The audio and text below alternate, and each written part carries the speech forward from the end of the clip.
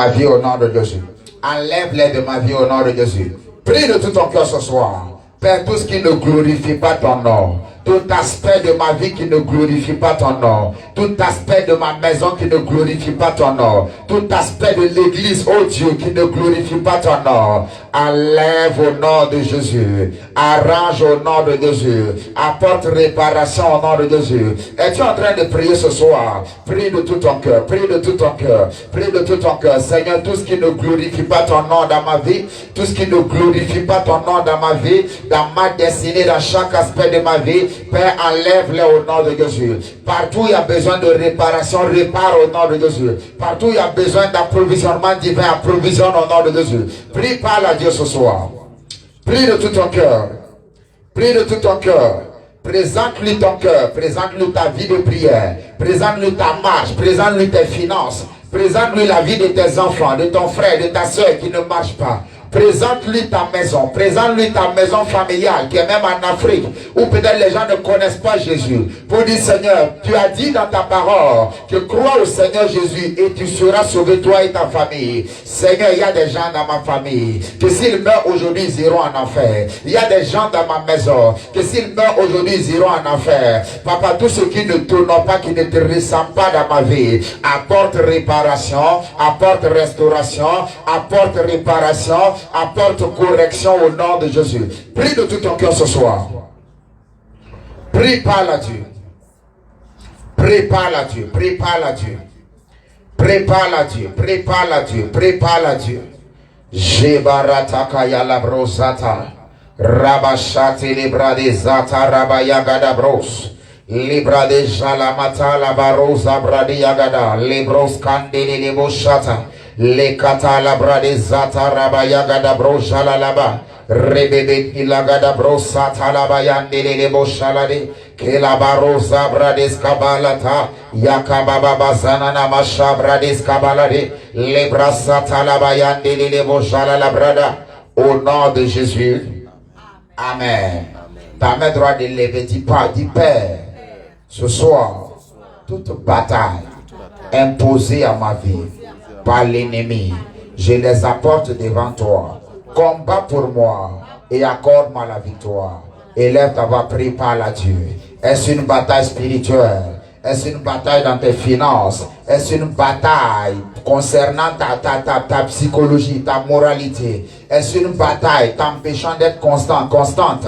Est-ce une bataille t'empêchant d'être libre et épanoui dans ton esprit? Est-ce une bataille qui fait que les gens te combattent de partout? Est-ce une bataille qui fait en sorte que tu n'arrives pas à être en paix dans ton cœur, dans ton âme? Prie, parle à Dieu. Oh Dieu, j'apporte mes fardeaux, j'apporte mes batailles à tes pieds ce soir. Combat pour moi, accorde-moi la victoire. Combat pour moi, accorde-moi la victoire. Es-tu en train de prier ce soir? Prie de tout ton cœur, prie de tout ton cœur, prie de tout ton cœur, prie de tout ton cœur, prie de tout ton cœur. Parle à Dieu de tout ton cœur ce soir.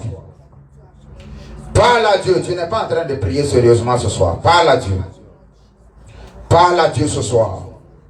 Parle à Dieu ce soir. Seigneur, me voici. Seigneur, me voici.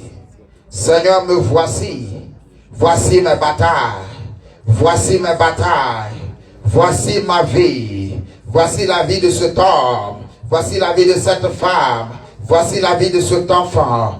Combat pour nous, accorde-nous la victoire. Prie de tout ton cœur ce soir. Prie de tout ton cœur ce soir. Prie de tout ton cœur ce soir. Kibarasata. Ratakabayande libro zabalati. Ikaboja lebrasata barata. Lebrosa kabayande lebojalade. Malebra katarabayande lebrados kapa. Korabashata rabababaskinde lebe. Le katabraza rabayande lebosh. Prépare à Dieu ce soir. Combat pour nous. Combat pour ton église. Combat pour ton fils. Combat pour ta fille. Combat pour quelqu'un qui est connecté sur ce live. Et apporte la victoire, papa. Et que ton nom soit glorifié. Au nom de Jésus. Acclame puissamment le Seigneur ce soir. Alléluia. Amen, amen. Jésus,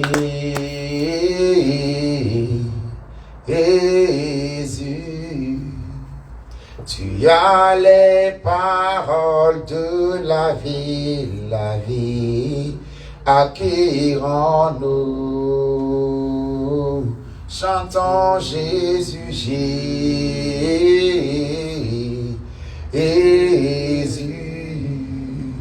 Tu as les paroles de la vie, acquérons-nous. Acquérons-nous, Seigneur, acquérons-nous, acquérons-nous, Papa, acquérons-nous, acquérons-nous, Jésus, acquérons-nous. Chantons Jésus, Jésus.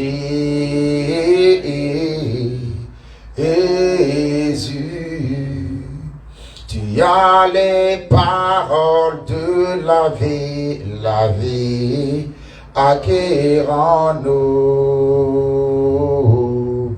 Père, nous voulons t'apprécier en ce lieu. Nous voulons t'honorer en ce lieu. Nous voulons t'élever en ce lieu.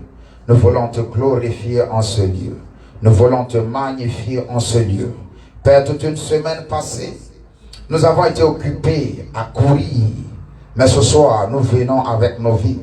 Nous venons avec nos cœurs pour nous exposer devant ta face, pour nous soumettre à ta volonté, comme des enfants au pied de leur Père, s'attendant à lui être agréable et à recevoir de lui. Touche nos vies encore ce soir. Esprit de Dieu, prends le contrôle, parle à nos cœurs. Parle à nos vies, affecte la vie de cet homme, affecte la vie de cette femme, affecte les réalités dans cette famille, touche la vie de quelqu'un. Glorifie ton nom, au nom de Jésus. Amen. Assieds-toi et prends ta Bible. Prends ta Bible avec moi. Si tu l'as, prends-la avec moi.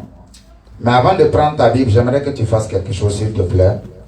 Déplace-toi avec chacun ici et offre-leur ton meilleur sourire. Et Dieu va te faire du bien ce soir. Et Dieu va te faire du bien ce soir. On dit de se déplacer. Quand tu t'arrêtes, tu tends la main vers ton homme. Il faut respecter ton homme.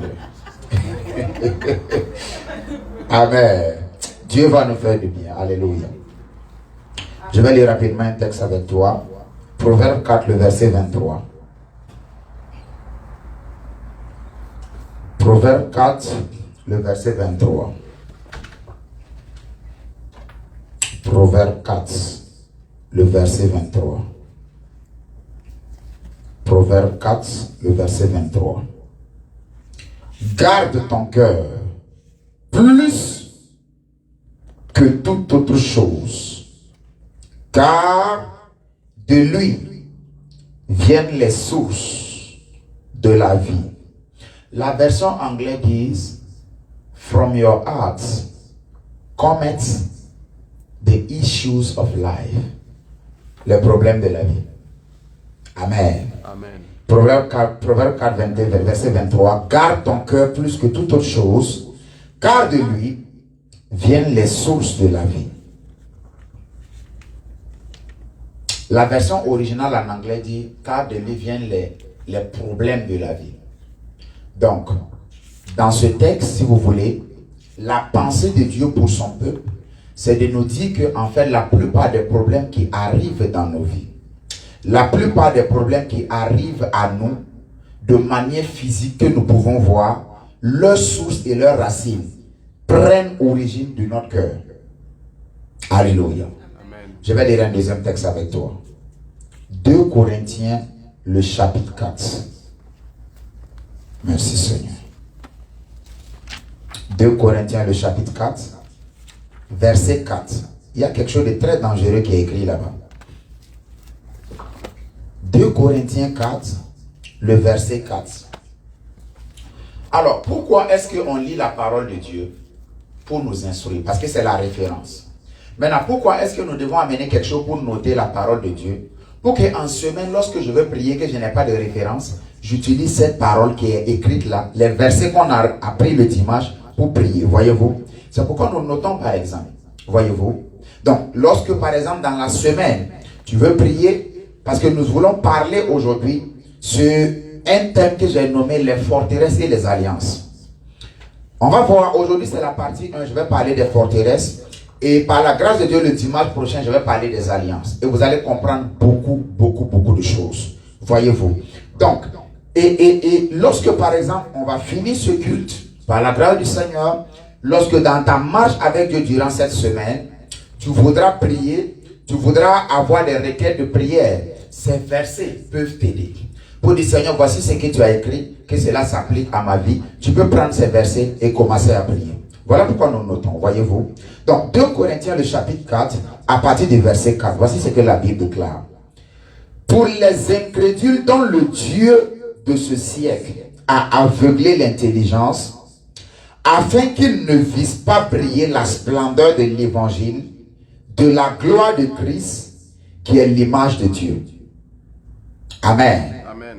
Donc, pour ce verset, ça veut dire simplement, lorsque par exemple tu invites quelqu'un à l'église, lorsque tu dis non, moi je suis attaché à Dieu, tu dis à quelqu'un je vais à l'église, et que la personne dit mais l'église ça sert à quoi? Tu es en train de perdre ton temps. Et que la personne dit bon, moi j'ai pas le temps, j'ai pas envie de venir à l'église. Ou alors que la personne trouve toute espèce d'excuse pour ne pas venir. Il y a des gens qui ne peuvent pas vraiment venir. Peut-être soit qui sont malades, soit qui vraiment qui ne sont pas peut-être là. Il y a des gens qui ont peut-être des raisons. Mais lorsque une personne trouve constamment des raisons pour prioriser beaucoup de choses au-delà de l'église, pour dire bon, fais attention avec ton histoire d'église, pour dire fais attention avec ton histoire de pasteur d'église. En fait, voici la réponse. Il dit le Dieu de ce siècle a aveuglé leur intelligence. Voyez-vous?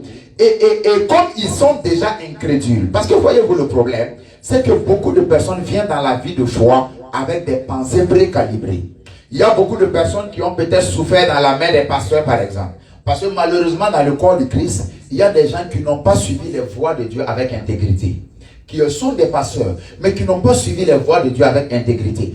Alors leur marche et leur opération dans l'église a fait que beaucoup de personnes ne croient plus en Dieu. Beaucoup de personnes ne veulent plus faire confiance à n'importe qui se dit pasteur.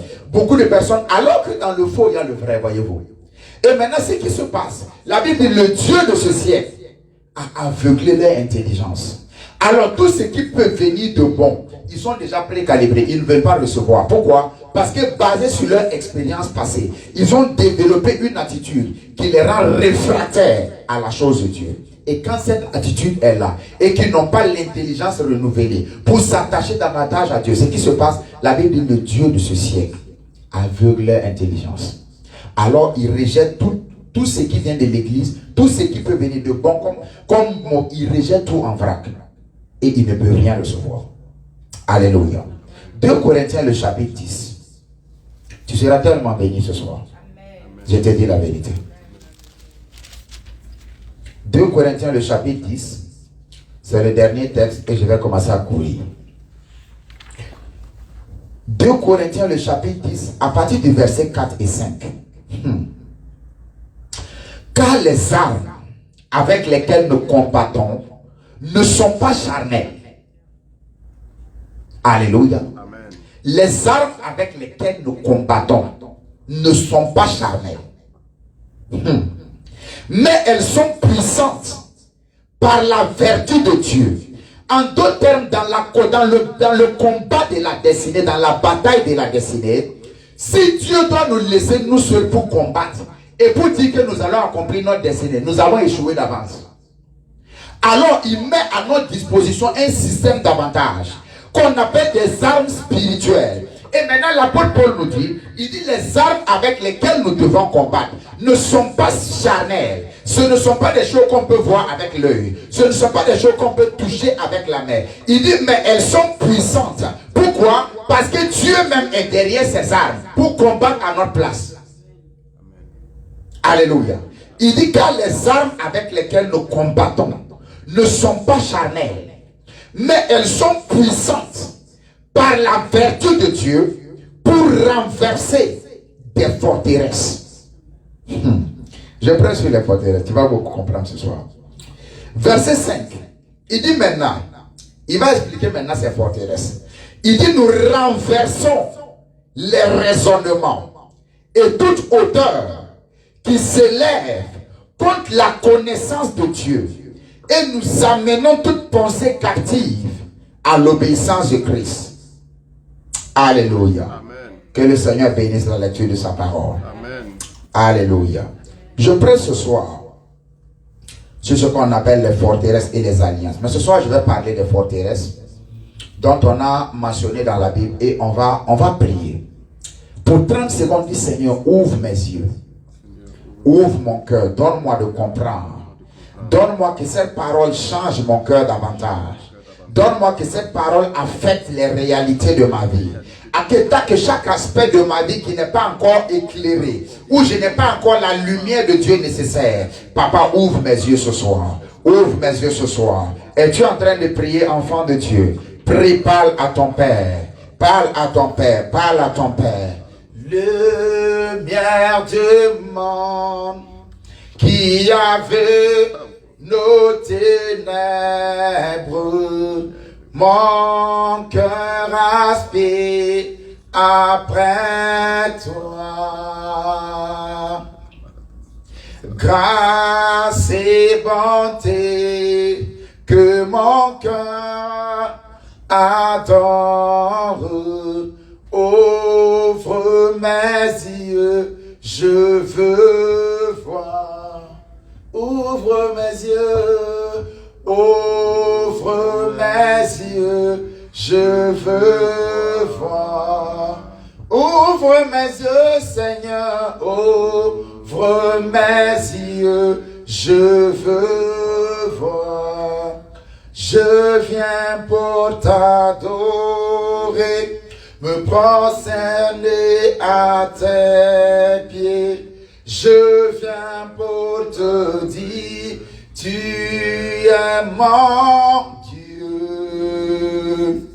Tout en toi est beauté, splendeur et majesté. Tout en toi est merveille pour moi. Saint-Esprit, touche nos vies ce soir. À moins que tu ne parles, nous ne pouvons rien dire.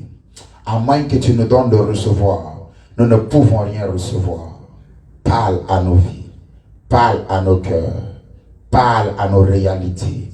Envoie ta parole. Agis comme un volcan ce soir. Affecte la vie des individus. Affecte les réalités et les destinées. Au nom de Jésus. Amen. Je prêche ce soir sur les forteresses. Alléluia. Dans les différents textes que nous avons lus, voyez-vous, je vous exhorte à écouter mon message de vendredi soir. Dans les différents textes que nous avons lus, avant que je n'aborde ça, j'aimerais vous parler de quelque chose. Vous savez, le problème que Dieu a eu avec les hommes, c'est que Dieu a beaucoup de difficultés à faire calibrer la pensée de l'homme sur sa fréquence afin de le bénir.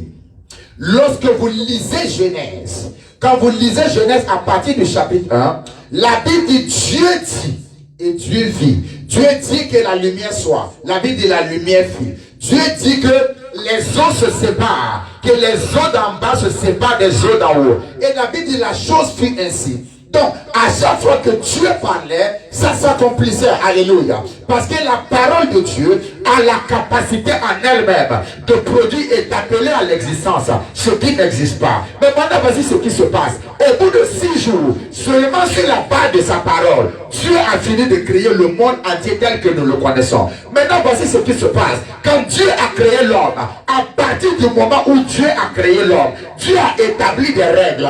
De sorte que si lui, il veut créer, que ce soit en partenariat avec l'homme. Quand Dieu veut maintenant créer, la parole de Dieu ne peut pas agir seule. Elle doit agir selon l'alignement et l'accord de l'homme. Depuis ce moment, la Bible dit, Dieu, quand nous regardons son action dans l'humanité, c'est comme si Dieu est incapable. C'est comme si Dieu est limité dans sa force. Et dans le psaume 78, j'aimerais qu'on lise le psaume 78 ce soir. Le psaume 78, le verset 41. J'aimerais qu'on lise la version anglaise. Quelqu'un a la Bible anglaise ici? Hein? Très bien. Il faut me lire psaume 78, le verset 41. La Bible dit, psaume 78, le verset 41. La Bible dit, les enfants d'Israël dans le désert il nécessaire de provoquer Dieu. Ça, c'est la version française. Mais c'est une version altérée. Dans la version anglaise, voici ce qu'ils disent. They have limited the Holy One. En anglais, ça veut dire quoi? En français, ça veut dire quoi? Qu'ils ont limité Dieu. Des hommes ont limité Dieu. Il faut me lire ça, s'il te plaît. Prends le micro, lis ça à haute voix. 78 verset 41. Si tu as la version anglaise, tu peux me le lire. Viens t'arrêter là. Prends le micro, lis à haute et intelligible voix.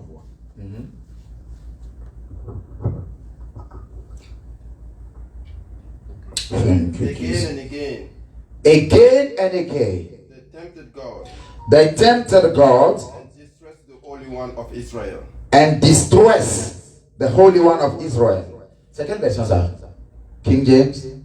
Ok. Tu as une autre version? Bon, c'est un peu la même chose.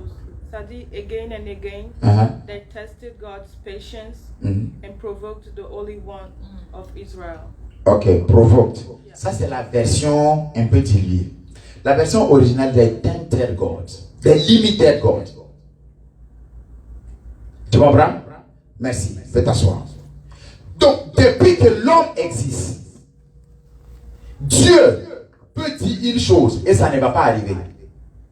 Quand l'homme n'était pas dans l'équation, quand Dieu dit ça arrivait, quand Dieu parle ça s'accomplissait. Depuis que l'homme a été créé, Dieu dit et ce n'est pas établi. Et la Bible va nous expliquer plus tard pour nous donner de comprendre. Il dit pour toujours, oh Dieu, ta parole est établie où ça? Dans les cieux. Donc, il faut la coopération et l'intervention de l'homme pour faire en sorte que ce qui est établi dans les cieux se manifeste sur la terre. Alléluia. Vous devez comprendre, Dieu peut parler et ça ne va pas arriver. Beaucoup de personnes disent, si Dieu est là, pourquoi il y a la méchanceté? Si Dieu est là, pourquoi il y a des gens qui souffrent? Si Dieu est là, pourquoi il y a des guerres? La Bible dit Dieu, les cieux et les cieux des cieux appartiennent à Dieu. Il dit, mais la terre, il a donné son fils des hommes. Alléluia. Donc, à moins qu'un homme invoque Dieu dans ses batailles et dans sa réalité, Dieu peut être avec toi et tu vas mourir de maladie. Oui. À moins qu'un homme se lève pour s'aligner, pour dire Seigneur, quelle est ta volonté? Quelle est ta volonté? Qu'est-ce que tu veux que je fasse pour tel aspect, tel aspect? Quelle est ta volonté? À moins qu'un homme te lève, Dieu peut être là et tu vas mourir. Écoutez-moi, une fois, les enfants d'Israël sont allés en guerre. Tu comprends? Dieu est toujours avec les enfants d'Israël. Est-ce que vous êtes d'accord avec moi? Ils sont allés, on les a massacrés. Ils sont revenus dire, mais Seigneur, tu n'es pas avec nous. Il dit, si, je suis avec vous. Et maintenant ils disent, Seigneur, est-ce que si on part, on va gagner? Dieu dit certainement, si vous partez, cette bataille, vous allez gagner ça. Ils sont allés, on les a massacrés. Deuxième fois. Le prophète est venu dire, Seigneur, ou bien il t'a changé, ou bien c'est un autre Dieu qui m'a répondu, mais c'est toujours le même Dieu. Il dit, mais c'est moi. Il dit, ok, mais est-ce que cette fois-ci là, si on part, est-ce qu'on va gagner? Il dit non, il dit, c'est le Seigneur dit, certainement vous gagnerez. L'Éternel, ton Dieu compris ici, il dit, vous gagnerez. Troisième fois, ils sont allés. On les a massacrés copieusement.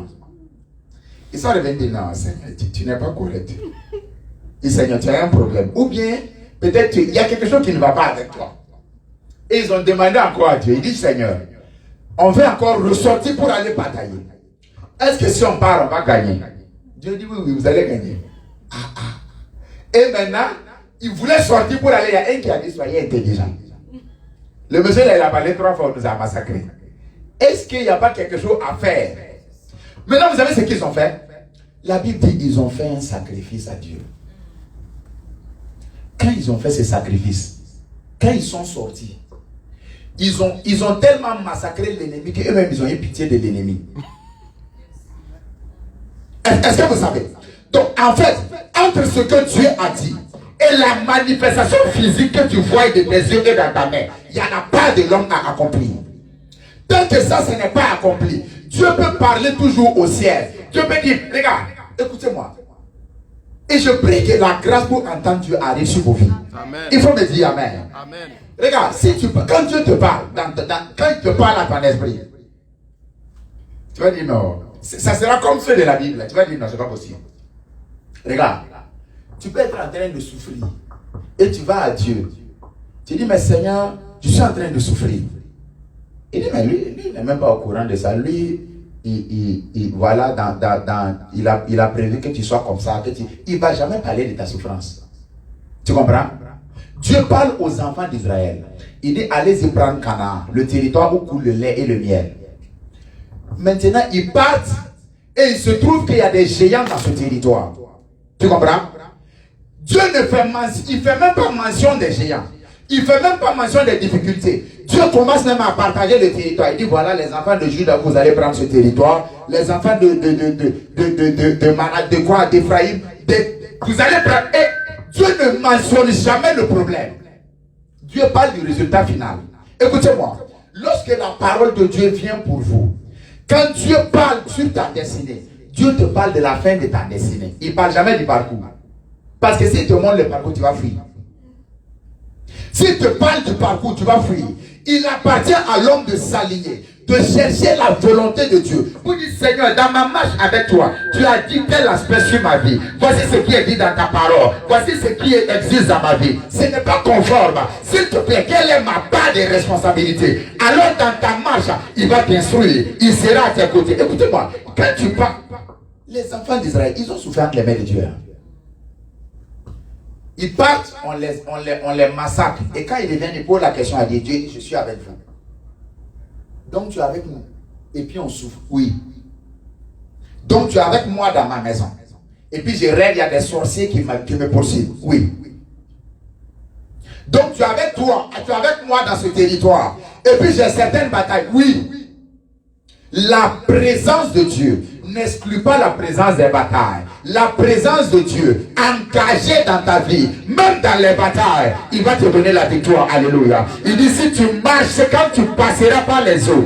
En fait, ça veut dire que tu vas passer par les eaux. Il dit, quand tu passeras par les eaux ne te submergeront pas. Quand tu traverseras le feu, je serai avec toi. Et le feu ne te brûlera pas. J'aimerais prier pour quelqu'un ce soir. Cette bataille que tu traverses, ce feu que tu traverses, après ce soir, que la main de l'Éternel te sorte de là au nom de Jésus. Que la main de Jéhovah te sorte de là au nom de Jésus. Que le Dieu qui promet que ça arrive, qu'il te tienne par sa main et qu'il te sorte de la bataille au nom de Jésus. Qu'il combatte pour ta destinée au nom de Jésus. Est-ce que quelqu'un peut me dire amen? Qu'il combatte pour ta maison au nom de Jésus. Qu'il combatte pour ta vie au nom de Jésus. Après ce soir, quiconque s'est tapé la poitrine, vous dites que tu vas souffrir en cette fin d'année, que cette personne tombe, que tu montes au nom de Jésus. Que ta destinée décolle à Dieu au nom de Jésus. Que le Dieu de la Bible se manifeste de manière visible à ta vie. Dis-moi amen, ça va t'arriver. Amen. Alléluia. Va t'asseoir là. Je ne sais pas ce que tu fais là. Toi aussi là. Accueil est terminé. L'église a commencé. Hein? Si c'est bon, c'est bien cadré, viens t'asseoir tranquillement sur ton message. Il ne faut pas être distrait. Alléluia. Maintenant, voici ce qui se passe. L'apôtre Paul, vous savez, l'apôtre Paul, c'est l'une des personnes qui a été très très éclairée pour les choses de Dieu. L'apôtre Paul n'a pas marché avec Jésus. Non. L'apôtre Pierre, l'apôtre, tous les 12 apôtres, tels que nous les connaissons, ils ont marché avec Jésus. L'apôtre Paul n'a pas marché avec Jésus. Mais l'apôtre Paul, il était, si vous voulez, c'était un juif. C'était un pharisien. Et c'était quelqu'un qui combattait. Parce que quand Jésus est venu, les pharisiens n'ont pas aimé Jésus.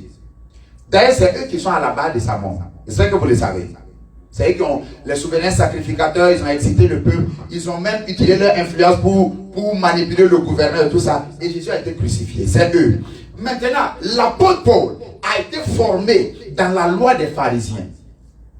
Et c'est quelqu'un d'extrêmement scripturaire. Il connaissait les Écritures. Maintenant, il croyait que combattre Jésus et combattre la religion chrétienne, c'était une bonne chose. Il n'était pas mauvais. Il était sincère, mais dans l'erreur. Tu peux être sincère, mais dans l'erreur. Amen. Tu peux être très sincère de cœur, mais tu es dans l'erreur. Alors, il a tué des gens, emprisonné des gens, combattu l'église comme jamais, de manière farouche. L'apôtre Paul, s'il prend un chrétien et te tue, on ne le juge pas. On lui avait donné carte blanche pour abattre, pour détruire l'église. Parce que ceux qui combattaient l'église avaient une influence. Alors, qu'est-ce qui se passe? Un jour, il allait prendre une lettre pour aller détruire encore l'église sur la route, à Damas. Et sur la route de Damas, plusieurs années que Jésus soit mort plus tard, Jésus se révèle à lui dans une vision. Et sur la route, il voit une vision claire. Et il avait dit, il a été aveuglé et il est tombé. De son cheval, de sa monture. Et maintenant, Jésus lui parle. Et il dit, Seigneur, qu'est-ce que tu me veux? Il dit, je suis Jésus que tu persécutes. Il dit maintenant, Seigneur, qu'est-ce que je dois faire? Et Jésus dit que je t'appelle pour me servir. Mais tu vas aller voir un homme qui va prier pour toi. Et maintenant, qui va t'introduire dans le ministère. Et il allait voir cet homme. Cet homme a prié pour lui. L'apôtre Paul, après ça, il allait pendant 3 ans dans le désert d'Arabie pour chercher à connaître Dieu. Il a eu une révélation que même ceux qui ont mangé et dormi avec Jésus n'ont pas eu cette révélation. Donc, l'apôtre Paul a rencontré le Jésus mort, le Jésus ressuscité. Il a eu plus de révélations que ceux qui ont marché avec le Jésus vivant.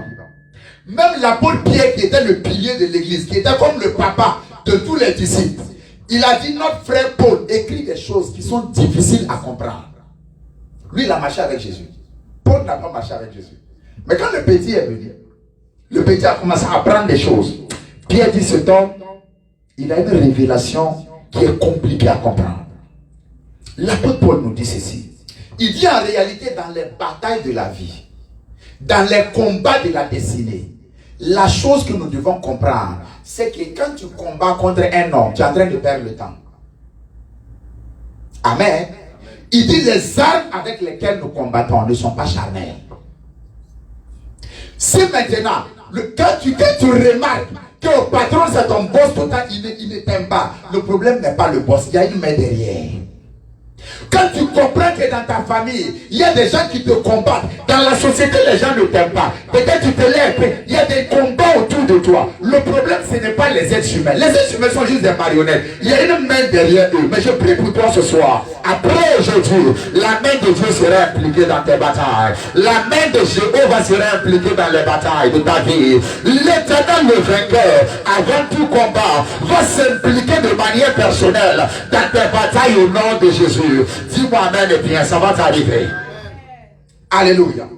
Il dit les armes avec lesquelles nous combattons ne sont pas charnelles, mais sont puissantes par la vertu de Dieu pour renverser les forteresses. Ah, et je parle sur les forteresses. Qu'est-ce qu'une forteresse? Une forteresse, tu vas bien comprendre, c'est un système de pensée erroné. D'accord? C'est un système de pensée erroné fortifié par des esprits mauvais. Je reprends. Une forteresse, c'est un système de pensée, de perception erronée, une manière de voir erronée, qui est maintenant fortifiée par des esprits mauvais, pour forcer la victime à toujours penser de cette manière. Yes. C'est un système basé sur la tromperie du diable et sur le mensonge de l'ennemi. Maintenant, permettez-moi de vous dire ce que c'est qu'un mensonge. Un mensonge, ce n'est pas d'appeler le blanc vert ou bien d'appeler le noir blanc, non. Un mensonge, c'est tout ce que Dieu n'a pas dit. Amen. Un mensonge, c'est tout ce que Dieu n'a pas dit. Quand tu comprends ça, tu es en paix. Alléluia. Le mensonge, c'est tout ce que Dieu n'a pas dit. Maintenant, qu'est-ce que c'est que le mindset? Je vais vous définir ça. Le mindset, la mentalité, c'est quoi? Ta mentalité, bien aimés frères et sœurs, c'est ta perception. Amen. C'est ton idéologie. C'est ton système de perception. C'est ton système de valeur. Comment tu interprètes les choses de ton point de vue. Alléluia. C'est ça ta mentalité. Maintenant, voici ce qui se passe. Dans la Bible, le premier texte que nous avons lu, il dit garde ton cœur. Il n'a pas dit garde ta maison. Il n'a pas dit garde ton argent. Il n'a pas dit garde ta femme. Il n'a pas dit garde ton église. Il dit garde ton cœur. Plus que toute chose. Parce que de ton cœur, quelque chose peut sortir pour affecter toute ta destinée. De ton cœur, un système de pensée peut être établi qui va détruire toute ta destinée. Amen. De ton cœur, un système de perception, de vision des choses peut s'établir, qui va faire en sorte que ta destinée ne va jamais réussir. Il dit garde ton cœur, plus que toute autre chose. Parce que la qualité de la vie d'un homme est directement liée à sa manière de penser. Direct. Amen. Tu ne me crois pas? Prends, voilà, tu as une très belle chemise, monsieur Kissou. Si tu prends ça, tu donnes à quelqu'un, les enfants qui mendient, peut-être qu'ils ne sont pas ici. À un homeless, par exemple, qui mendie, qui s'assoit à terre, qui se balade, au bout de 2 semaines, cette chemise noire, elle va devenir blanche. Ou alors elle va changer de couleur, n'est-ce pas? La chemise est en train de prendre la mentalité, la manière de penser de la personne qui la porte. Amen.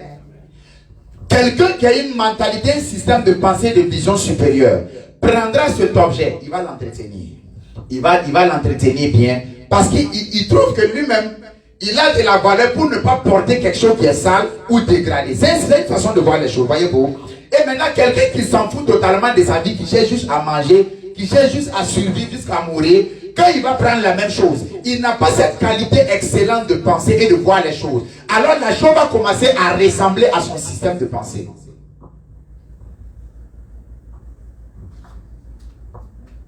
Quelqu'un est béni ce soir?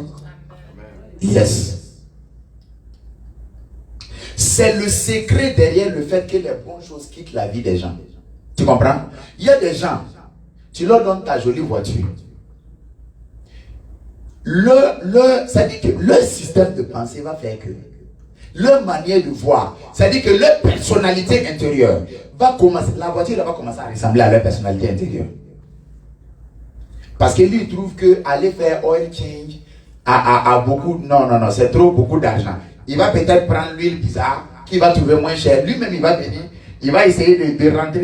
Regardez comment quelqu'un pense. Il va essayer de rentrer sous le truc là, essayer de se débrouiller, mettre l'huile bon marché là-dedans. Mais au bout de quelques temps, ce qu'on va se rendre compte, c'est que le moteur de la voiture va prendre un coup. Pourquoi? Parce que quelqu'un qui a un système de pensée inférieur a acquis quelque chose qui ne pas son système de pensée. Et maintenant, la chose commence à ressembler à son système de pensée. Maintenant, vous devez comprendre, il y a des lois que Dieu a établies qui font en sorte, qui répondent à ta façon de percevoir les choses, qui répondent à ta manière de voir les choses. Maintenant, lorsque ce qui est dans ta main ne ressemble pas à ta manière de voir les choses, les lois que Dieu a établies vont combattre la chose jusqu'à ce que ça ressemble à ta manière de voir, ou alors que tu perds la chose.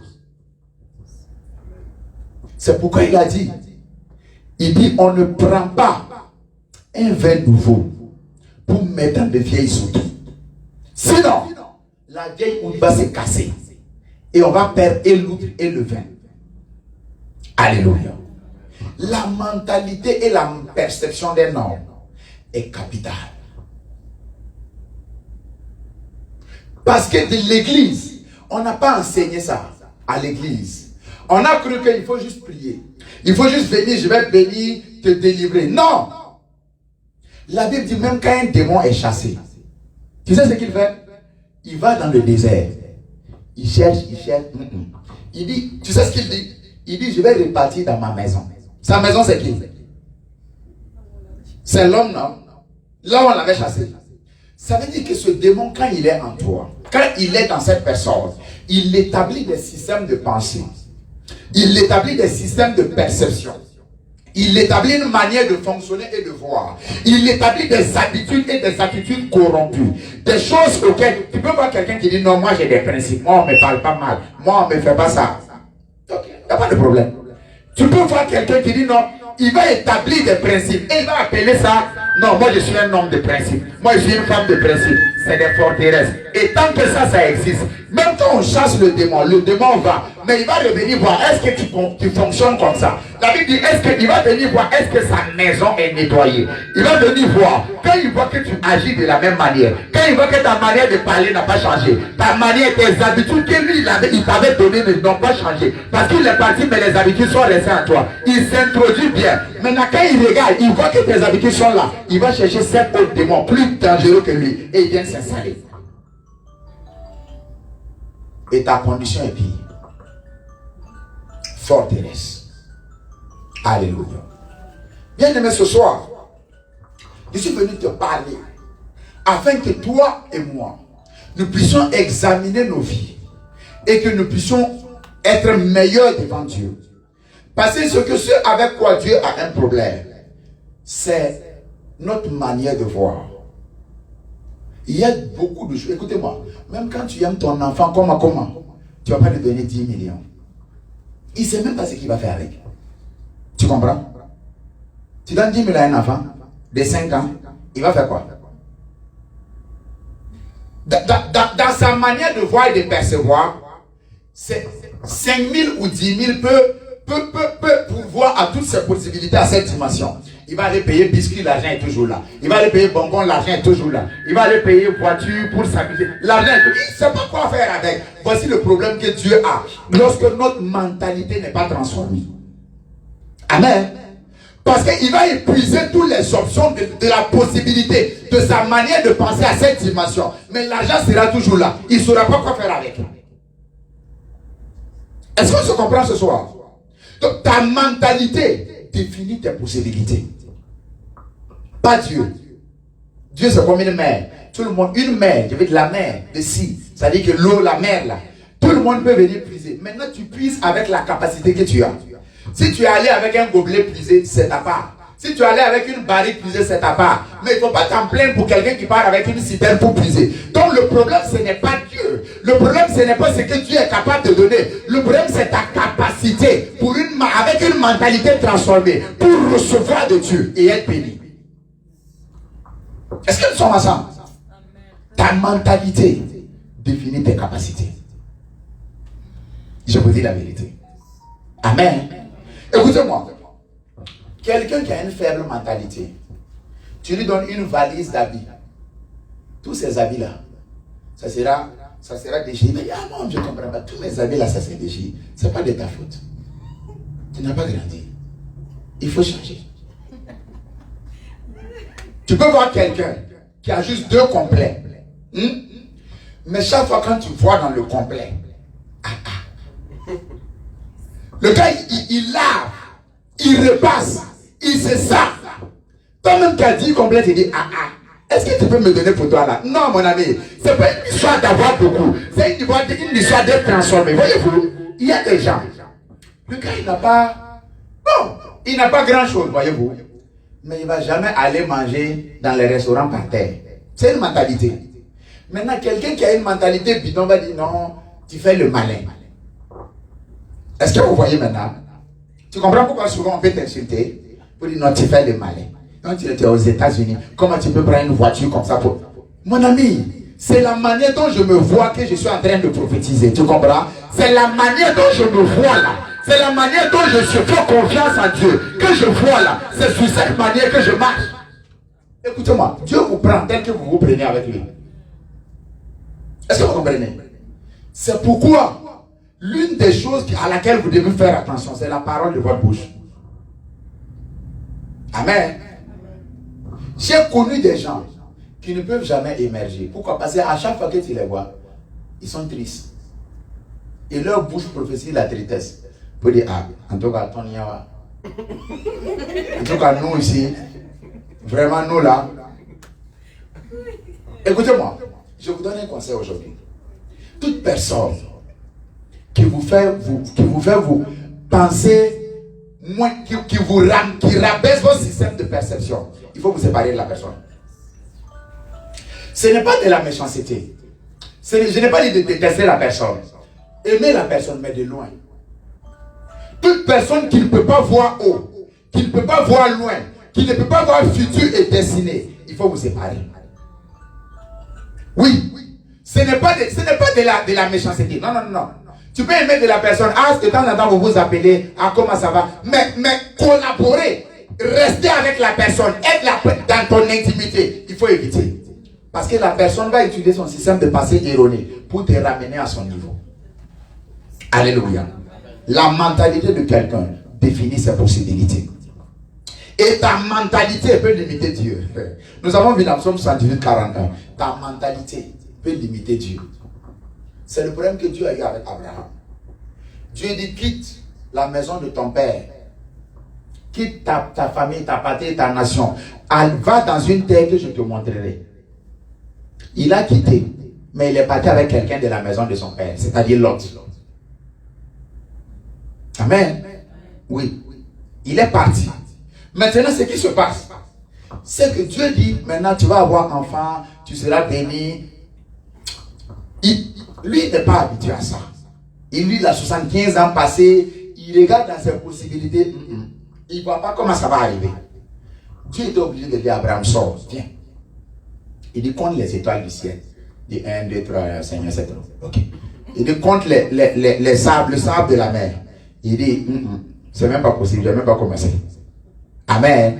Et Dieu dit, tu vois, c'est comme ça que je vais rendre ta descendance nombreuse. Et ta Bible dit, finalement, Abraham a cru. Alléluia.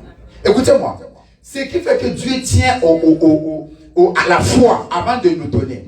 Si Dieu te donne quelque chose en laquelle tu ne crois pas, ou à laquelle tu n'es pas préparé, tu vas détruire ça. Ou ça va te détruire. Amen.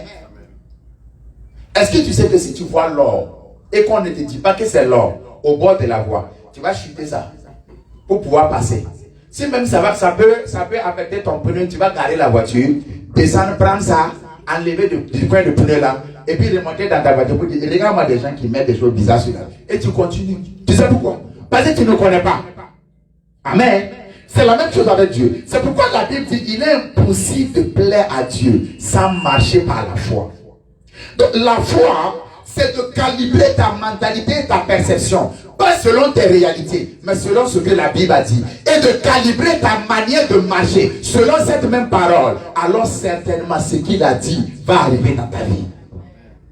Le problème c'est que beaucoup de personnes sont au courant de ce que Dieu a dit. Mais ils ne sont pas au courant de ce qu'ils doivent faire pour apporter ce que Dieu a dit dans leur vie. Alors ils savent ce que Dieu a dit. Alors ils proclament, je suis la tête, jamais la queue. Et quand ils sont la galère, le chicote. Et puis ils disent, on dirait que, non, soit le pasteur m'a, soit c'est pas le pasteur qui a écrit la Bible. Soit la Bible ne ment pas, le pasteur ne ment pas. Le problème, tu n'es pas au courant de ce que tu dois faire pour que cette parole prenne chair dans ta vie. Alors, ça a l'impression de mensonge. C'est établi dans les cieux. Mais pour que ça s'établisse dans ta vie, tu dois pouvoir travailler, accepter d'abord dans ta mentalité et forger ton caractère à marcher selon l'obéissance qui requiert l'accomplissement de ces choses. Alléluia. Maintenant, comment est-ce que la mentalité d'un homme est forgée? Je vais vous le dire en 5 points, on va prier. La première chose qui forge notre mentalité, bien aimés frères et sœurs dans le Seigneur, c'est la culture. Ça, ce n'est pas, voyez-vous, pendant longtemps l'église, on a enseigné des messages religieux qui fait que quand même quelqu'un est assis, quand tu parles, il connaît déjà tout ce que tu dis. Mais ça n'a aucune valeur pour lui. Alors on vient chanter, on vient danser. Non, ce n'est pas ça. L'église, c'est une bénédiction. L'église, c'est une bénédiction. Je ne le dis pas parce que je suis pasteur, c'est la vérité. L'église, tu ne peux pas venir à l'église et repartir tel que tu es venu. Non. Ça ne doit pas être normal. L'église, c'est une bénédiction. Amen. Yes. Ce n'est pas une perte de temps. Tu comprends, ma vie? Oui. Ce n'est pas une perte de temps. Écoutez-moi.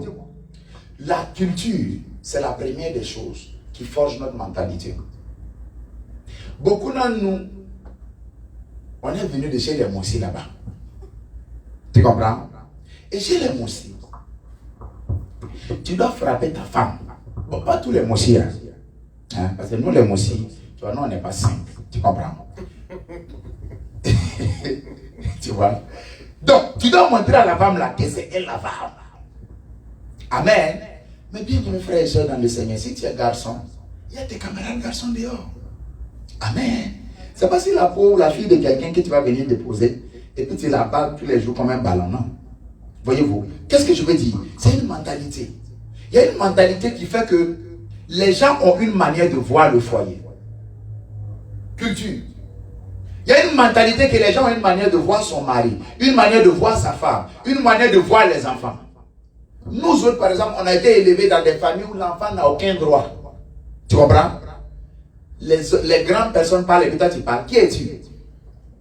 Toi, l'enfant comme ça, comme si l'enfant n'a pas de cerveau, comme si l'enfant c'est Dieu qui ne l'a pas créé. L'enfant n'a aucun droit. Même si. Et souvent, voyez-vous, souvent nos mamans exagèrent. Hein? Maman Kadio, c'est pas vrai? Souvent nos mamans là exagèrent. C'est-à-dire que la maman est là, elle appelle le gars papou, papou. Le gars même grandit, il a la barbe, on l'appelle toujours papou, papou. Oh, le gars il est barbu, la barbe même comment la maman dit papou, papou. Le gars même il a un enfant maintenant. Quand tu demandes à la maman, ah, mais l'autre fils, son nom c'est quoi? Il dit papou. Oui, oui. C'est-à-dire qu'elle a tellement appelé papou qu'elle a oublié son vrai nom. Pourquoi? Hein? Ah, ok. Lui-même, il ne connaît pas son vrai nom. Ah, ça, c'est sérieux. Amen. Ce que je veux dire, c'est quoi? La culture peut faire en sorte que ta manière de voir les choses est totalement erronée. Yes. Et notre mentalité, la première des choses qui forge notre mentalité, c'est la culture. C'est pourquoi tu veux voir quelqu'un et dire non, chez nous, les Samo, c'est comme ça on agit. Mais mon ami, tu n'es plus Samo. Tu as donné ta vie à Jésus. On dit les choses anciennes sont maintenant tu es Samo. Dis non, non, non, chez nous, les Gouroussi, il faut boire là, il faut boire de l'eau. Mon ami, tu viens de donner ta vie à Jésus. On sait que toi, tu es un buveur, peut-être même on t'a vacciné avec ça. Mais maintenant là, on dit que tu es devenu une nouvelle qui dit non, non, non, non. C'est pourquoi tu peux voir quelqu'un. Et voilà pourquoi. Moi, j'ai fait une alliance. J'ai dit, Seigneur, ici là, ça serait une église de tout le monde. Tu comprends? Ça, que ça soit blanc, noir, jaune, vert, si tu viens, que tu te sens à l'aise. Parce que beaucoup ont fait ça. Et des gens ne sont plus à l'aise d'aller dans des églises. Ils ont formé communauté des... Nous sommes la communauté des gourmachés. Ils ont formé, nous sommes la communauté des Gouroussi. Nous sommes la communauté des Moussi. Nous sommes la communauté des Birifodes. Donc quelqu'un qui arrive, il trouve tout le monde en communauté. Lui, il n'arrive pas à s'introduire. Ils ont transformé, ils ont amené leur vision culturelle dans l'église. Alléluia. L'église, c'est une famille unique. Même si ton frère est jaune, c'est ton frère. À partir du moment où il est en Christ, c'est ton frère. Est-ce que vous savez que nous venons tous de Adam? Un seul homme. Même Ève vient de Adam. Vous êtes au courant? Oui. Dieu a fait quoi? Dieu a pris sa corde, n'est-ce pas? Il a fabriqué la femme. Bon, malheureusement, à cause de la femme, le monsieur est tombé. Amen. Et aujourd'hui, tout le monde est dans la souffrance. Heureusement que Jésus est venu. Alléluia. La première des choses qui forge ta mentalité, c'est la culture. C'est la culture. C'est pourquoi quand Jésus est venu, il dit répentez-vous. Répentez-vous, ce n'est pas seulement des gens qui ont péché. Non. Changez votre perception. Changez votre manière de voir les choses. Parce que, écoutez-moi, toutes les cultures, et je ne combats pas la culture, il y a des bonnes choses dans la culture. Apprends à respecter les grandes personnes, respecte les aînés. Il y a de bonnes choses dans la culture. Mais il y a des choses très, très, très démoniaques dans la culture. Amen. Et la culture, c'est l'une des moules qui force le système de pensée des gens. C'est la culture. Alors tu vois quelqu'un, quand il met son enfant au monde, on dit non, il faut ramener l'enfant au village, on va faire des incisions sur lui, on va faire toute espèce de dédicace diabolique sur l'enfant. L'enfant grandit, il n'est pas au courant, peut-être même il donne sa vie à Jésus, et il vient aux États-Unis. Il commence à vivre des batailles qu'il n'a pas demandées. Pourquoi? Parce que selon la culture, selon la perception des parents, il faut envoyer l'enfant au village. Et les dédicaces diaboliques sont faites sur l'enfant. À cause de ça, problème. Alléluia. La première des choses qui forge notre mentalité, c'est la culture. La première des moules. Connaissez-vous les moules des briques là? Les moules qui forment les briques là? Est-ce que vous savez que la brique prend la forme de la moule? Yes. Donc ça veut dire que, et je vais parler de toutes ces choses et on va prier. La première moule qui forge notre mentalité, c'est la culture. Amen. Et même s'il y a plusieurs, même si la quantité pour fabriquer la brique là est plus, là, ça va prendre juste la forme de la moule. Ça ne peut pas prendre plus. Est-ce qu'on est d'accord? Oui. Et la brique va prendre la forme de la moule. Amen. Donc, c'est pourquoi vous allez voir beaucoup, tous autant que nous sommes, lorsque on ne comprend pas ça et qu'on vient à Jésus, ce qui se passe, on donne notre vie à Jésus, mais il y a quelque chose de culturel qui est là, qui est comme une limitation, parce que tu ne peux pas prendre plus que si tu n'as pas prié et demandé cela à Dieu. Tu ne peux pas te comporter en dehors des limitations. Donc tu hérites de la culture et de ces limitations. Parce que ça a forgé ton système de pensée. Alléluia. La deuxième moule, bien aimés frères et sœurs dans le Seigneur, qui forge notre mentalité, ce sont les expériences du passé. Ah, ça, c'est capital. Je vous dis la vérité. Si tu vas voir une jeune fille qui a une très bonne volonté, qui a été déçue par les hommes, elle a donné son cœur à un, lui il a écrasé ça. Elle a rassemblé les morceaux. Il y a un autre gars qui est venu, elle a pris et donné. Lui, il a piétiné ça et puis il a soufflé. Toute la poudre est partie. Elle est allée dans l'atmosphère, rassembler, ça va venir mettre dans sa sachet. Le troisième qui vient pour dire, ma chérie, je t'invite, écoute. Vous les garçons là, est-ce que vous voyez déjà ce qui se passe? Elle va dire, vous les garçons là, je vous connais. Tu les connais pas, tu connais juste deux. Amen. Mais le cerveau de l'homme a cette habileté-là de tirer des règles, de faire des conclusions selon l'expérience passée. Et des gens de bonne volonté, des gens destinés à une grande destinée globale, sont limités. Pourquoi? Parce qu'ils voient la vie, pas avec les yeux d'aujourd'hui, mais avec les yeux d'hier. C'est pourquoi beaucoup, 80, souvent 70% de la population que vous voyez, ils vivent dans le passé. Je vous dis la vérité. Ils ont leurs yeux, ils te regardent, mais ils ne sont pas dans le présent, ils sont dans le passé. Parce qu'ils te regardent avec leur douleur, ils te regardent avec leur peine, ils te regardent avec toute espèce de... Et ça produit... Regarde, si quelqu'un... je prends encore l'exemple d'une jeune fille qui a été déçue par un monsieur. Tu comprends? Et elle part dans un endroit. Ou alors peut-être elle est directrice d'une société et un jeune homme vient dans cette entreprise pour demander du travail. Et ce jeune homme à la tête ressemble au monsieur qui l'a déçu. Tu sais ce qui va se passer? Toute la colère qu'elle n'a pas pu appliquer sur son ex là. Quand elle va prendre le dossier du jeune homme même qui ressemble à son ex, ça dit que tu es renvoyé avant d'être embauché. Pas parce que tu as péché, hein. Et ce n'est pas de sa faute aussi. Elle est limitée par le passé et l'expérience du passé. Amen. Est-ce que vous voyez comment c'est assez important?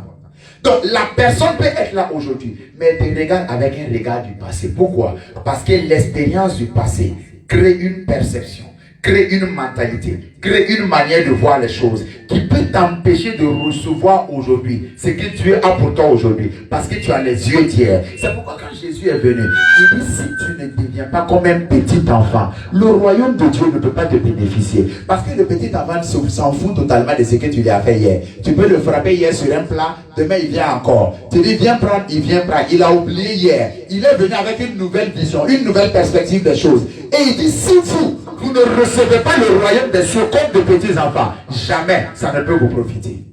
Les expériences du passé peuvent clouer ta vie à un niveau où tu ne peux jamais décoller. Dieu est là, il veut prier pour toi. Il veut te bénir, il relâche sa parole. On prie même pour toi. Mais l'expérience du passé, la douleur, l'amertume, ce que tu as vécu, parce que le passé a une habilité de se répliquer dans le présent. Amen. C'est pourquoi tu peux t'asseoir et te rappeler des douleurs du passé. Et tes larmes ne savent pas que tu es dans le présent. Tes larmes commencent à couler dans le présent, alors que tu as juste pensé à un effet du passé. Est-ce que vous comprenez? Donc, la deuxième chose qui moule, qui forge notre mentalité, notre perception, ce sont les expériences du passé. Bonnes ou mauvaises? Je vous dis la vérité. Bonnes ou mauvaises? Amen. Troisième chose qui forge notre système de pensée, c'est l'arrière-plan familial. La famille de laquelle nous venons. Ça peut apporter des limitations dans notre vie. Ça peut affecter notre manière de voir les choses. Il y a des familles où vous êtes 10, 15, 30 enfants. Tout ce qu'il y a dans cette famille, c'est la compétition. Tu comprends? Souvent, on vient déposer un plat de nourriture, un gros plat bien chaud. Tu comprends? On dit top. Tout le monde est assis. Souvent même tu es assis, tu ne vois même pas le plat. C'est ta mère que tu envoies là-bas, tu vois. Moi, je connais ça. Bien aimé, je connais ça. Ah ben, quand j'étais petit, on m'a envoyé à Bobo, en grande famille, mon ami. Là-bas, tous les enfants, tous les neveux, tout le monde est venu là-bas. On s'est donné rendez-vous. Tout le monde est là. Quand on prépare, mon ami. Donc, tu vois quelqu'un qui vient pour manger, il vient avec un chapeau. Quelqu'un qui vient pour manger, il vient avec un sachet. Donc, quand on dit top là, c'est chaud. Et il y a les grands qui sont là. Mais il y a les petits qui sont dangereux.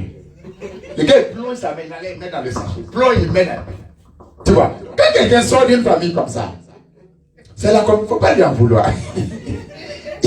il a grandi dans un environnement compétitif. Ce n'est pas de sa faute. Donc partout où il va, c'est la compétition. Est-ce que vous voyez? Donc partout où il va, que ce soit dans une entreprise, la manière dont il se comporte avec les gens, c'est la compétition. Il est en compétition avec tout le monde. Ce n'est pas de sa faute. Ce n'est pas de sa faute. C'est pourquoi, voyez-vous, quand vous comprenez la vie, vous ne jugez pas, vous ne condamnez pas les gens. Parce que les gens que vous voyez, il y a des gens qui sont bien. Tu regardes la personne, c'est qu'elle est bien. Tu sais qu'elle n'a pas de problème par elle-même. Mais il y a quelque chose qui est là, qui empêche les gens de décoller. Ce soir, nous sommes venus traiter ça au nom de Jésus. Alléluia. Nous sommes venus pour confronter ces choses au nom de Jésus. L'arrière-plan familial, c'est assez important. La quatrième chose qui peut mouler notre système de pensée, c'est notre niveau d'exposition. Amen. Notre niveau d'exposition. Ça veut dire quoi? C'est l'effet de l'environnement sur notre vie. Amen. L'effet de l'environnement sur notre vie. Tu prends quelqu'un qui a grandi dans une famille où l'excellence est de comment on appelle ça? Est de mise. Où tout ce qu'on fait, on doit faire excellemment. Tout ce qu'on doit faire, on doit être ordonné et tout ça. Quelqu'un qui a grandi dans ça, dans un environnement comme ça, il ne sera pas la même chose que quelqu'un qui a grandi respectueusement au village. Je n'insulte pas le village. Moi-même, j'ai fait le village. Amen. Pour un temps.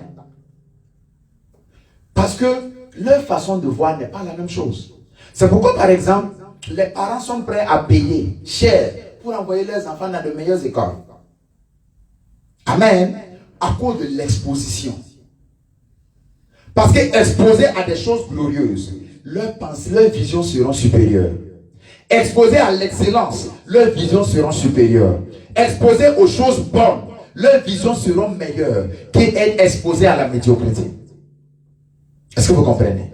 C'est pourquoi tu peux voir des hommes qui sont des musulmans, mais ils envoient leurs enfants dans des internats chrétiens, dans des écoles évangéliques, dans le petit séminaire. Il sait que l'enfant ne va pas devenir abbé, prêtre, mais il envoie l'enfant là-bas. Pourquoi?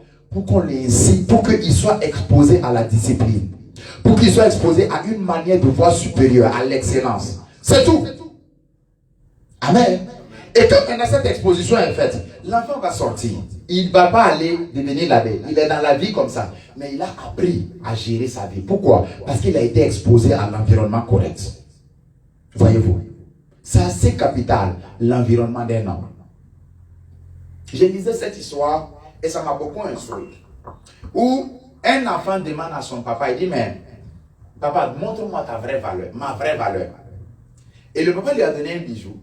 Il dit, prends ça, va au marché. Si quelqu'un te demande combien ça coûte, ne réponds pas, fais juste comme ça. Tu vois, l'enfant a pris le bijou, il est allé au marché. Il y a une dame qui a dit, ah petit, j'aimerais payer le bijou, ça fait combien? L'enfant a fait comme ça, ah, que ça fait juste 2 euros, ok, je vais prendre. L'enfant est reparti voir son père. Il dit, papa, quelqu'un a voulu prendre ça pour 2 euros. Il dit, ok, prends le même bijou, va au musée. L'enfant allait se balader au musée. Quelqu'un l'a vu.